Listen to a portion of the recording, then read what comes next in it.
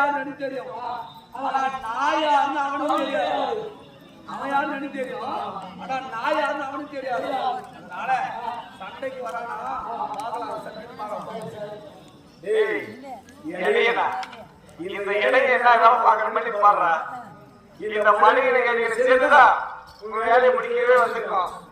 உடுமனா ஒண்ணே நீங்க வேலையை முடிச்சற மாட்டீங்க. மச்சான் அங்க வாரு. அவன் சும்மாவே அவன் என்ன நம்பிக்கிறா.